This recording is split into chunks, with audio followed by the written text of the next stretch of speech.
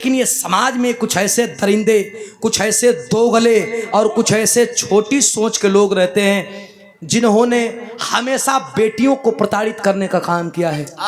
अभी आप लोग देख रहे हैं घटना, एक 13 बरस के बच्ची के साथ 30 लोगों ने दुष्कर्म किया है। आज वो बेटी नहीं बची। श्रद्धा सुमन अर्पित करते हैं, लेकिन कब तक? 36 लोग, 32 लोग। अभी आंकड़ा है तो बढ़ भी सकता है, कौन जानता है कि और थे कि नहीं थे। लेकिन श्रद्धा सुमन अर्पित करता हूं, लेकिन नहीं करते लोग आए हैं तो हम भी कर रहे हैं। बेटियां लाचार है, नेता श्रद्धा सुमन अर्पित करते हैं।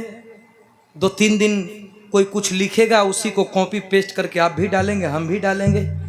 लोग सोशल मीडिया पे ही बवाल मचाएंगे, सोशल मीडिया पे ही जंग होगा, 2-4 दिन धरना प्रदर्शन होगा, फिर आप अपने घर, हम अपने घर। लेकिन उस बेटी को न्याय मिलेगा नहीं मिलेगा, अब तो भगवान ही जाने। कब बिरहा हुआ सबे सुनी मिजाज बना के, चौचक बीरस का बिरहा, पहलवानी बिरहा। जितेंद्र भाई आइल बड़े पहलवान बड़े, तो एगो तुम ठोक दे मास्टर।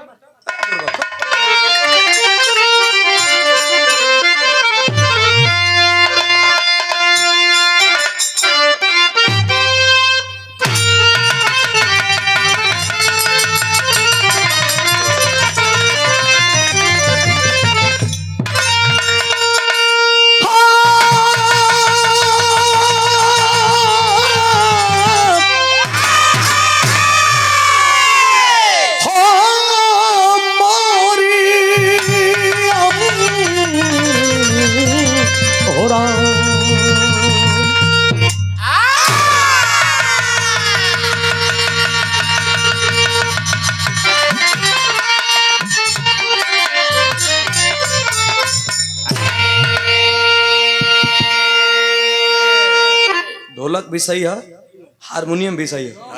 अब बिरहा के बाद कोई ठोक पीट करी, ठीक है? बिरहा के बाद कहे कि हमारे गुरुजी आदरणीय श्री विजयलाल यादव जी बतैले बड़न के बेटवा कुश्ती, इसको बढ़ा दो भाई थोड़ा, कुश्ती और बिरहा। कुश्ती में चला 5 मिनट में पटका, नहीं तो 5 मिनट में पटका जा। कांटा को कुश्ती वही के कहा जाला कि तब 5 मिनट में पटका, नहीं तो पटका जा।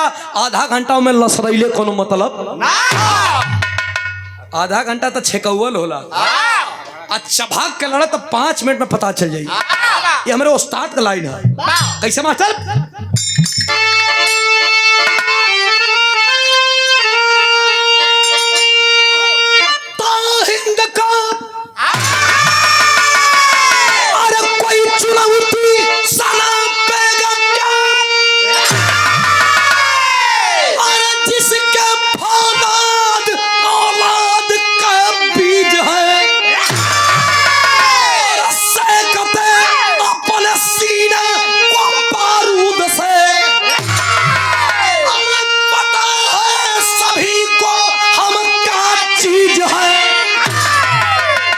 से सींचा था अपने जहाले वतन को, दूजा नहीं मेरा भारत है सानी। अरे जहां भारती आरती ले खड़ी, गरजती गया की कलम की जवानी।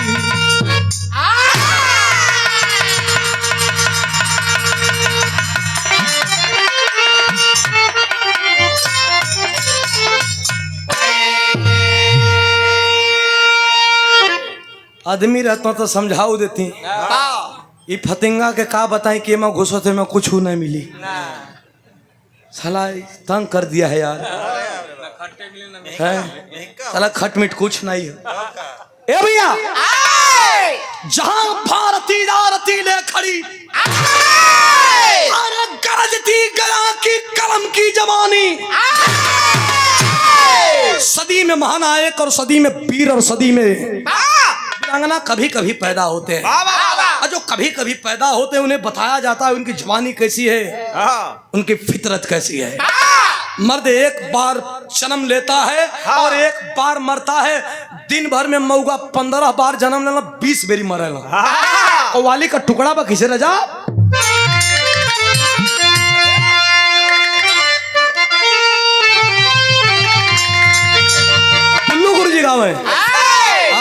मिश्री से मीठ हो शैलेंद्र भाई, मिश्री से मीठ कैसे कि अरे एक बात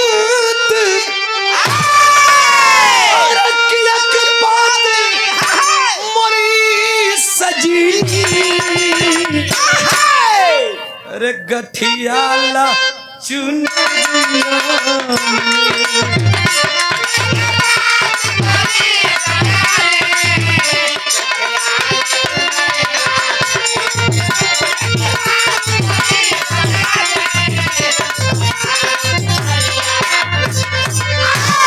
लेकिन इतना लोग वो बीरखे के कहा जाला के मास्टर अरे क्या अच्छा है, अरे क्या अच्छा है कि मारी जाओ बेकार के जीने से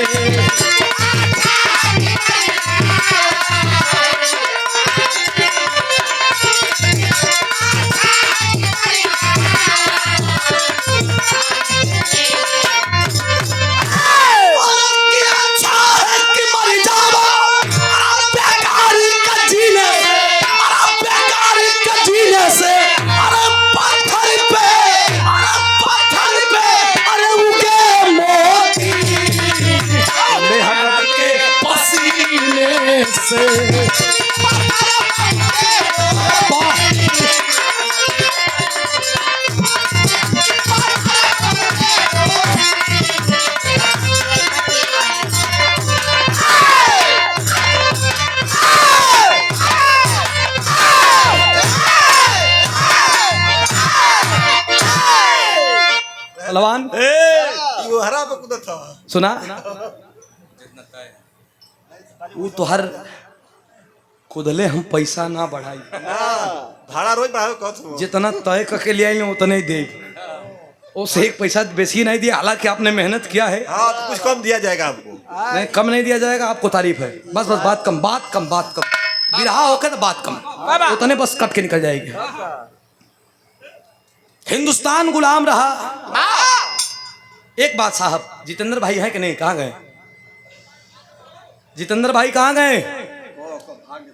तनी एने बैठा 5 मिनट मरदबा तो के देख के अब बिरहा जब चढ़ैली है तब और चल गया और से हंसा मत जितेंद्र भैया और सामने आवा मर्दबा खाई करे ना पहलवान के आगे रख आगे आवा अपने मित्र मंडली के भी लेके का चचा आगे बैठ के बिरहा सुना कि नजर में नजर मिलेला, जब पहलवान का नजर में नजर मिलेला तो सर्वा बिना यही तरह ताव चढ़ जाला। हाँ वो तो हुआ तनी जितेंद्र भाई के भी सुना दे।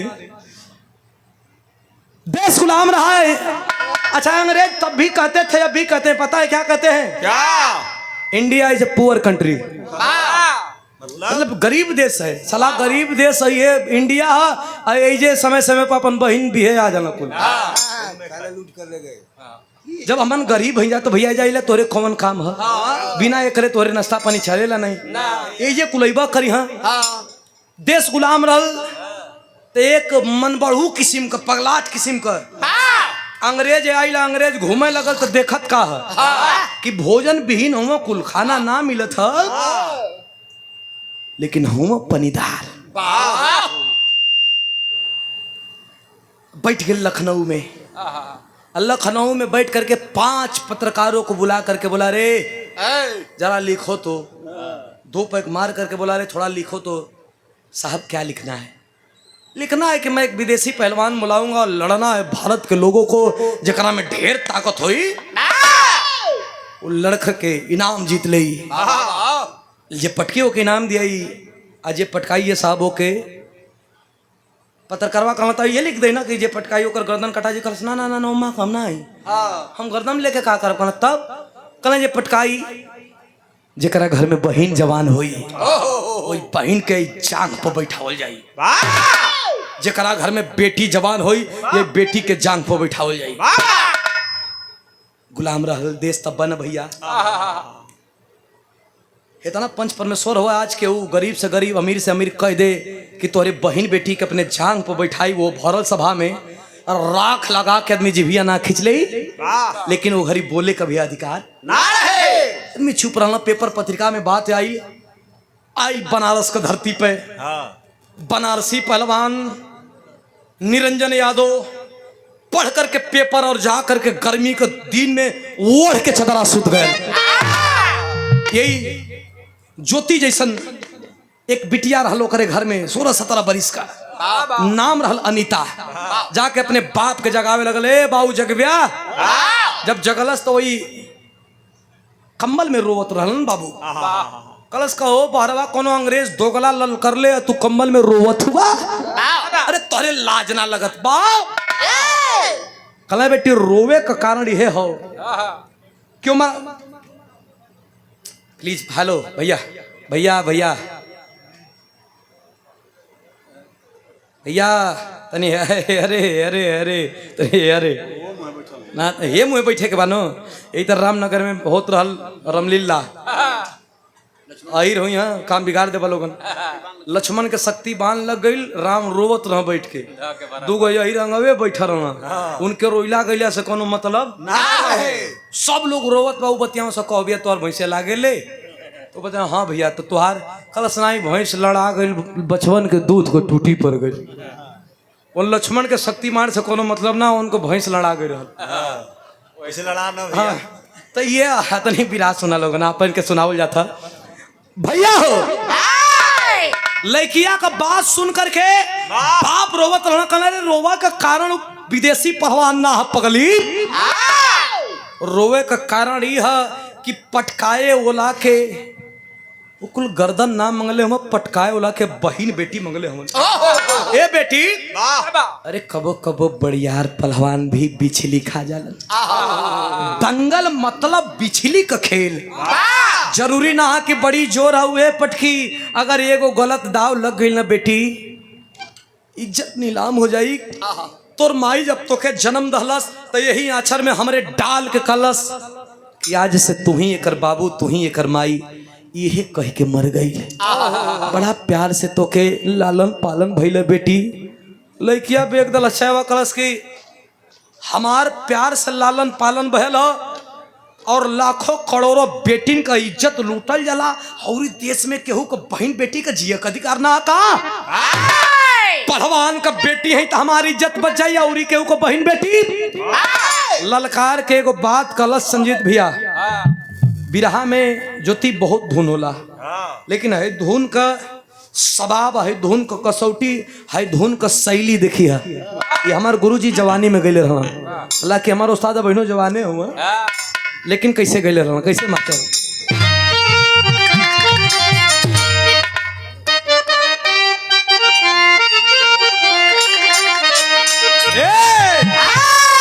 उस्ताद का लाइन हो कि अरे तोर नैना कटार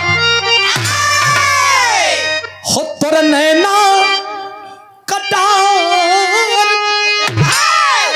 अरे गड़ी गड़ी चोलो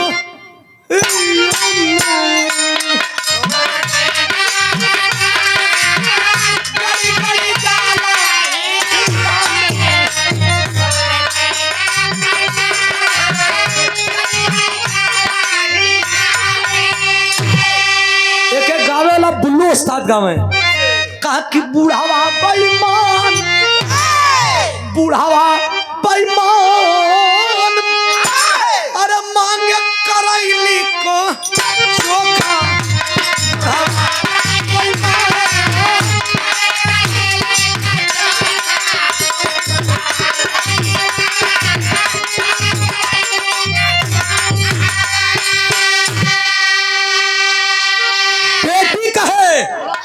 कि अरे तोह के अलर्ट हो जाओ, अरे तोह के क्रिया हमार, अरे तोह के क्रिया हमार बेटी सब बही के बाध्य सवा तोह के क्रिया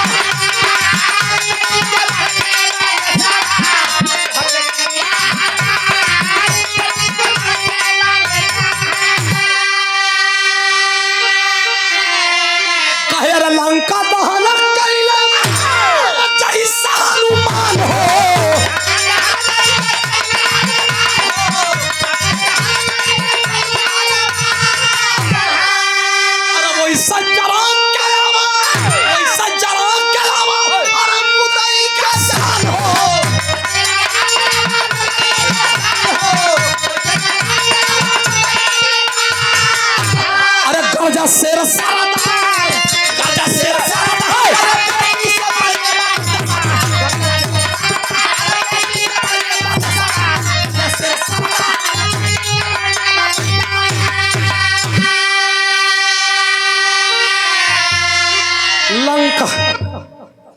अरे मर्दे तो लंका दहन कैले जैसे हनुमान हो वैसे जरा के अब मुदई कसाने कर गेन खोलो थोड़ा भाई भाई इसको थोड़ा गेन खोलो दूर से बोले लंका दहन कैले जैसे हनुमान है बाबू।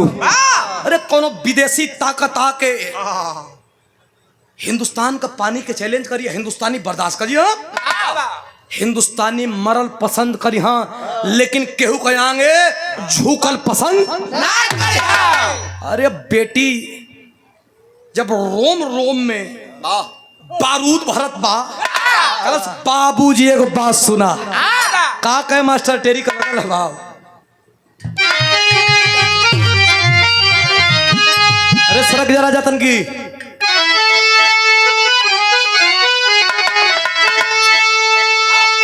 तन की और सड़क जा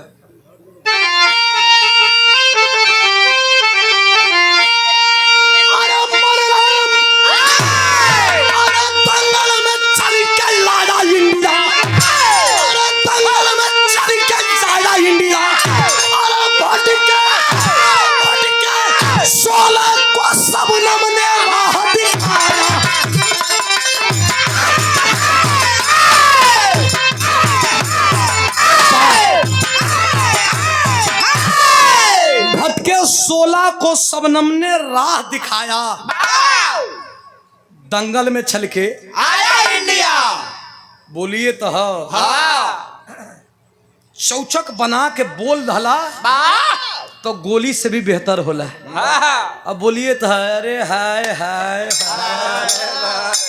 आदमी कहें कि 60-65 भैया बैठा कार हुआ कहा नहीं नहीं मैं तुमको बैठाने वाली लगती हूँ कहा ये बोलिए कुल है ये बोलिए में जहर आई बोलिए में अमृत है। ये भैया ये तनी बना के बोल धल सनीता बाप ये तनी बना के अपने बाप निरंजन के बोल दलस कलस के रे का बतियावत है कोनो विदेशी आई हिंदुस्तान में दागी लगा के चली का ना ऐसा तो ना होई ऐसा तो ना होई लेकिन का करी कल लड़े जा कल लड़ब तो ऐसे ना लड़ब हमारे लड़ले का एगो असूल है बेटी कल कैसे लड़बे विराह का एगो तरज है यो एक अपने आप में हाइये है कौन तरज मास्टर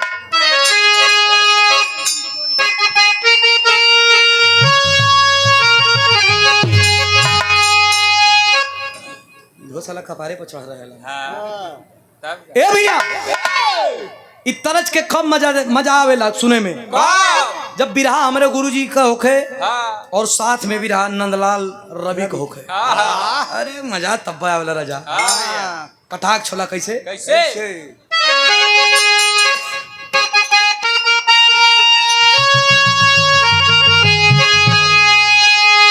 अरे तंबोरा नहीं हारा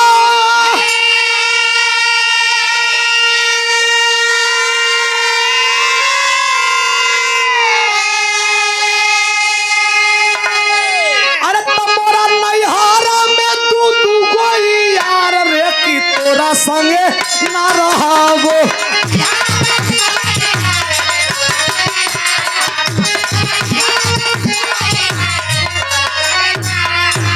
काहे अरे तैया को जाहिर हवे कि एगो जाहिर हवे एगो हच्चा मार रे कि तोरा संगे ना रहागो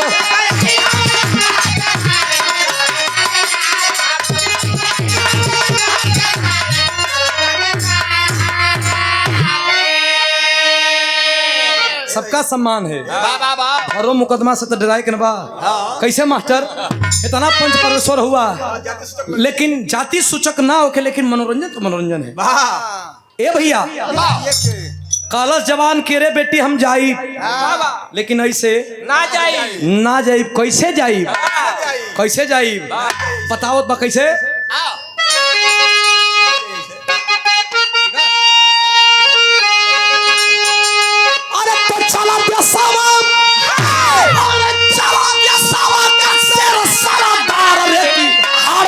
दुश्मन के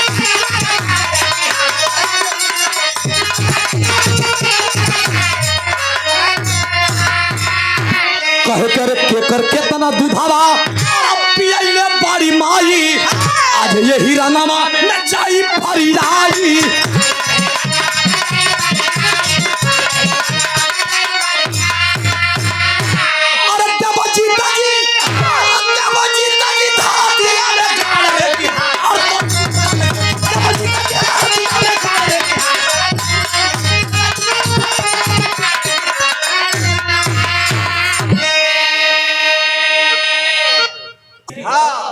देव जीते जी धरतिया में गाड़ रे कि हाड़ तोड़ब दुश्मन के कले बाबू लड़बा कले लड़ब ना टंगरी तोड़ देव सारे का। अरे बनारसी पहलवान लेके गमछा कान्ही पर, अरे बाप रे बाप, गुल्ला नियन शरीर एकदम कैसे चले? ठिल्ला नियन कैसे चले? लेके झनकार के हाथ जब चले न हमन नियन तो टूटल कान दोनों ओरी हमनों के शरीर देखला हमनों पहलवान ही जा, लेकिन वो जब चले भाई अरे ईंट के जब झाड़ के चले ना और खा के पान गुलगुलावे जब चले ना भाई, अरे जब चलल था देखोया कला रे माई तब मरत हो ना गजब को मरत बा। पहुंचल कहाँ? लखनऊ। ऐसे जैसे भीड़ लगल हो, एक तरफ से हिंदुस्तानी पहलवान झटकारत पहुंचल और दूसरे तरफ से ज्योति पहलवान तो पहुंचल विदेशी पहलवान। लेकिन वो पहलवान के वो खासियत बड़ी बड़ियार रहल, बड़ी वजन रहल। जितने पतील हिंदुस्तान का पहलवान उतने मोट वही लंदन वाला पहलवान।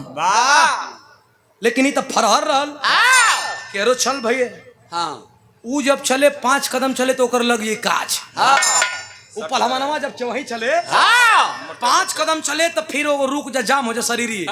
लेकिन एगो संगी रखले रहे, वो का कम कर पाउडर ले ले रहे। जे ही 5 कदम चला यही विदेशी पहलवान और रुके तिले नीचे उठ के जे वहीं भाग दे पाउडर बेगे तो फिर एक जाम छूट जा। फिर चले, फिर 5 कदम चले, फिर सरवा का जाम लग जाए एकदम, तो संगे संगे चलत हल लेके मुठाए जाम छूट जा। अरे मतवा बताओ एक दिन तो ऐसा एक बार तो ऐसा मरलस जे वही मुठा से मरलस तेरे साला वही साले ओकर गैस बनैले रहल, पाउडरवे उड़ गया लंदन वाला का दोबारा मारे के पड़ल। लेकिन वो घड़ी के बात लिखल गई ऐसे मास्टर चौल रखा।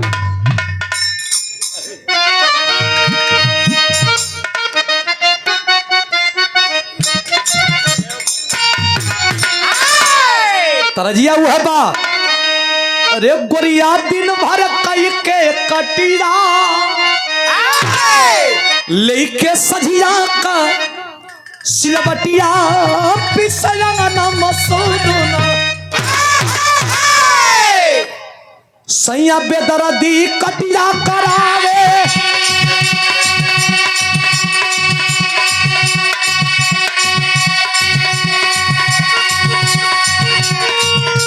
अरे रोज ढोवावे बोझा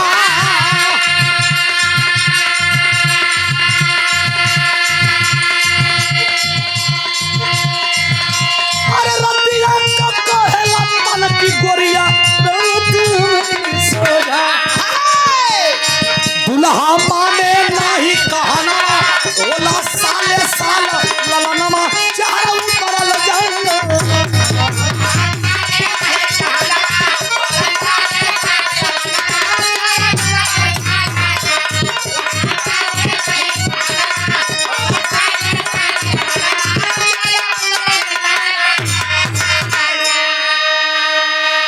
ए भैया दोनों पहलवान में कुश्ती होके लागल।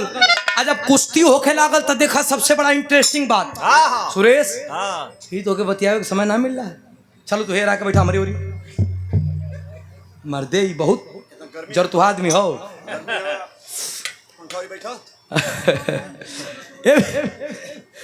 बड़ा प्रिय हो हमारा हुआ भैया हो, इतना प्रिय हो कि दूसरों संग भी रहा तो जाके हमारे मंच पर बैठे हो। कहो भैया हो अब तक कुश्ती होके लगल और हिंदुस्तानी पहलवान का शरीर जस जस गरम होके तस तस जैसे केचुल छोड़ल गोहुन सरकल वो तरह लगल सरके या लड़े और सरवार जस गरम होके तस ओकर शरीर जाम होके। अब तो पाउडर वाला लेके सोचा था कि जाई कि ना जाए कुश्ती अब हो था अब पाउडर वाला बहरी है ओकर शरीर जाम होकर जाता।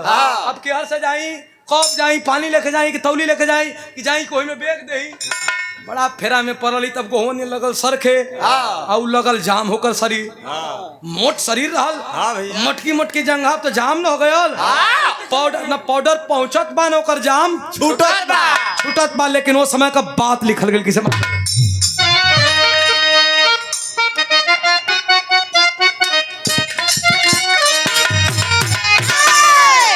अरे धोबिया पाठ पलिया चढ़ाई,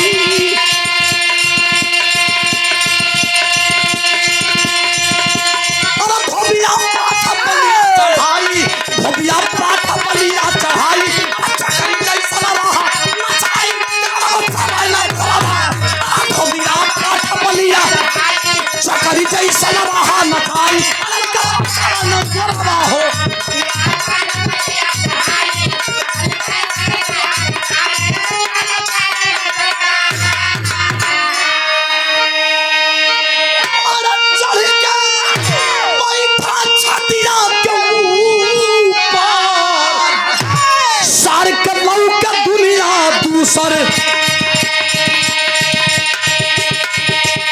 सर के लौके दुनिया दूसर तबले परल नजरिया बेटी, तबले परल नजरिया बेटी, कहूँ पारा मारे जुझावा तबले तबले नजरिया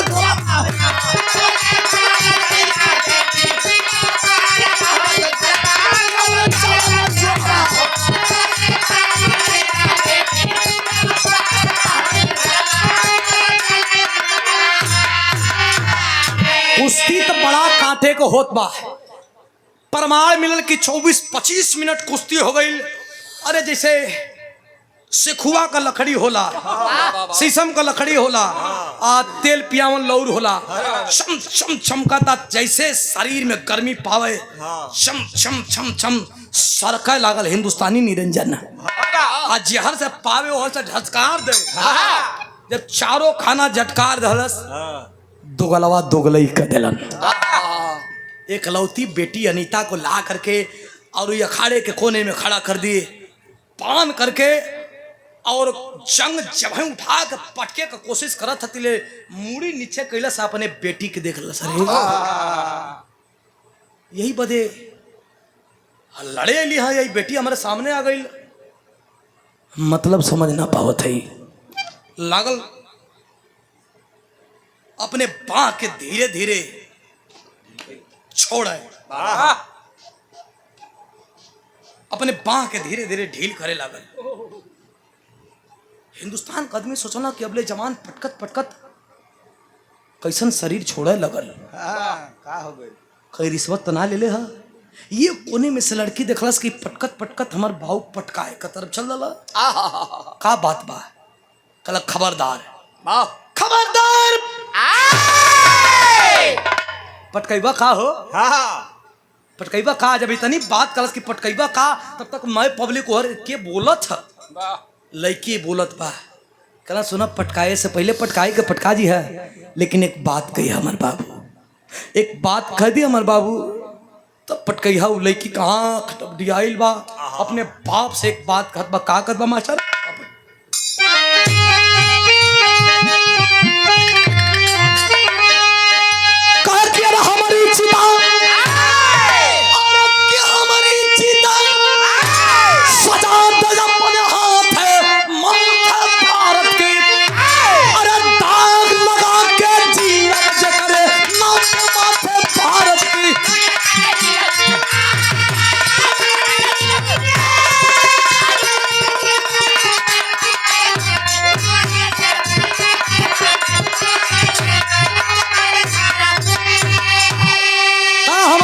सजा दे अपने हाथे माथे भारत के, और दाग लगा के जियब जो करे नाते माथे भारत के। पटका जा, लेकिन ए बाबू, पटका तो जीवा, लेकिन जमाना को लोग कही कि यही लड़किया को बाबू पटका दे रहा। अरे ऐसा जिंदगी जियल कौन मतलब हो? लेके पपियन का बंदूक से हमरे सीने में गोली चला दा।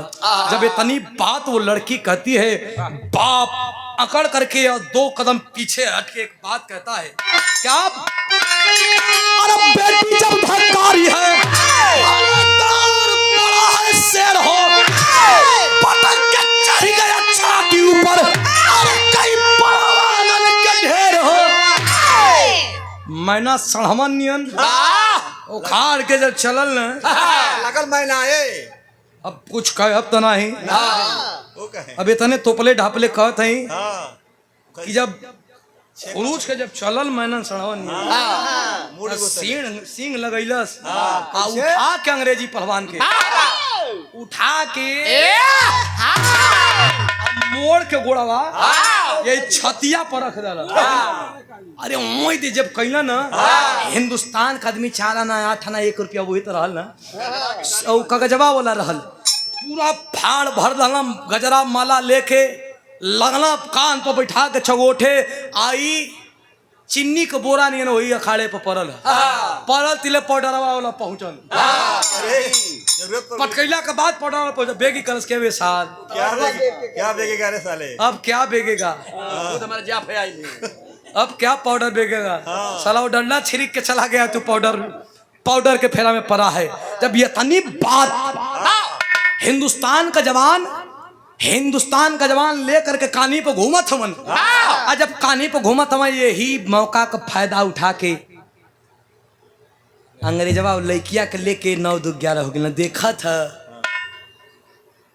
कि हमारे बेटी के लेके कोई जात हमन सब तो रुपया पैसा दलस माला गजरा दलस अपने अपने घरे गयल लेकिन जेकर बेटी गई ओकर ना इसे बड़ियार पेड़ के काट देवा राय के धरती पर गिर जाला। वही तरफ पहलवान अपने बेटी के याद में रुपया पैसा माला ले ले सब लोग जब निकलल अपने बेटी के याद में राय को अखाड़े पर गिरल। बेटी के लेके जब वहीं अंग्रेज 4 वहां से निकलन ये पूरे घटनाक्रम पे एक बिरंगना का नजर रहा। वो बिरंगना केरल मास्टर केरल अलग भाव हो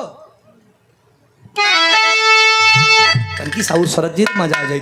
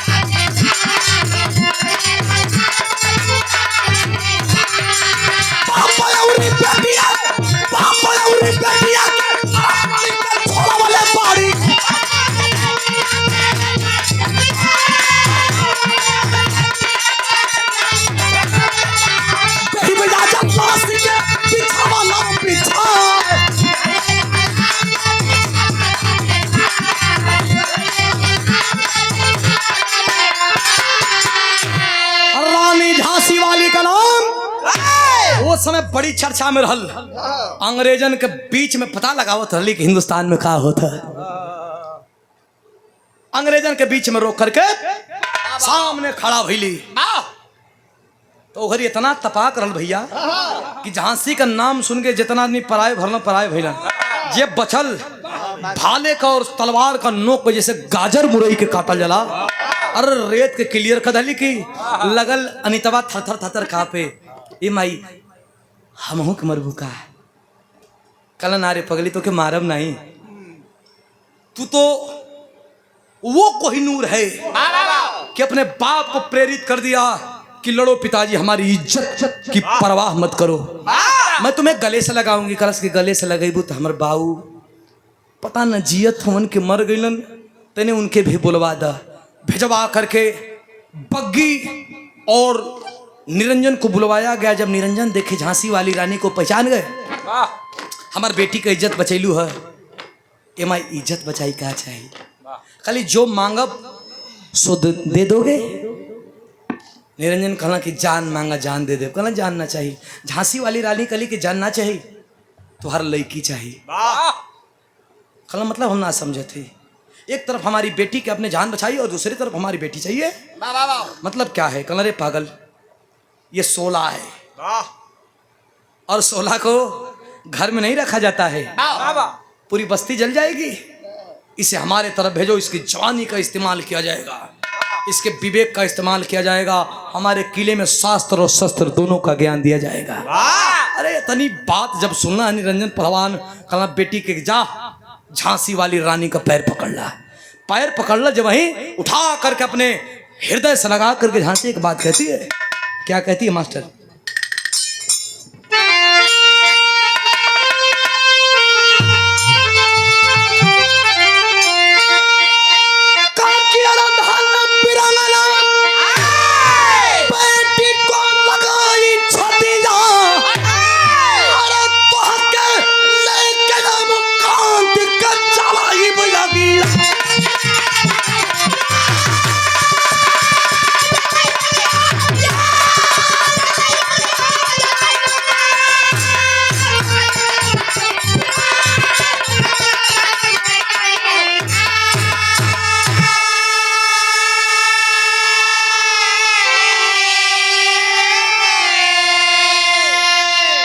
अरे जियो जवान, सला उस समय जन्म नहीं तो तुम कुर्बान कर देती, कुछ तो देश को और आजादी मिलती। बहुत बहुत धन्यवाद। ए भैया फांसी तो चढ़वाई बचेगा जाने के। अबे तुमको पता नहीं है, भेटे नहीं करती, हाँ? हम नहीं भेटाई थी। तो के लेके अब कांति के जलाई बगिया, बेटी को लेकर के वही झांसी किले में जा करके शस्त्रों शास्त्र का ज्ञान दिया गया परिपूर्ण। लोग क्या कहते हैं, खूब लड़ी मर्दानी वो तो झांसी वाली रानी है, लेकिन बड़ी बड़े जवान और बड़े बड़े विद्वान और बड़े बड़े वीरों का इतिहास दबाया गया है, सबका इतिहास नहीं लिखा गया साहब। झांसी वाली रानी के साथ साथ एक दलित परिवार पीडीए की लड़की लड़ती थी, जिस लड़की का नाम था झलकारी बाई। आज झलकारी बाई के सानिध्य में लड़ने वाली ये अनीता, दोनों लोग जब अंग्रेजों का चढ़ाई हुआ उस किले पे, तो रानी झांसी वाली की जान को बचाते बचाते दोनों वीरांगना शहीद हो गई। आज भी आप जाइएगा झांसी किले में तो उन लोगों के विषय में बड़ा गर्व से कहा जाता है, झांसी तो हमारी अपनी थी, बनारस की थी रानी लक्ष्मीबाई, जिसे झांसी वाली बाई कहा गया। बचपन का नाम मनुबाई था, झांसी में शादी हुआ था। जब दोनों बेटी शहीद हो गई तो धन्य हो देश की बेटी। लोग कहते हैं कि बेटियां सर का बोझ होती हैं, लेकिन उस समय से लेके इस समय भी बेटियों का इतिहास बड़े स्वर्ण अक्षरों में लिखा जाता है। खानदान का परिचय है किसे मास्टर?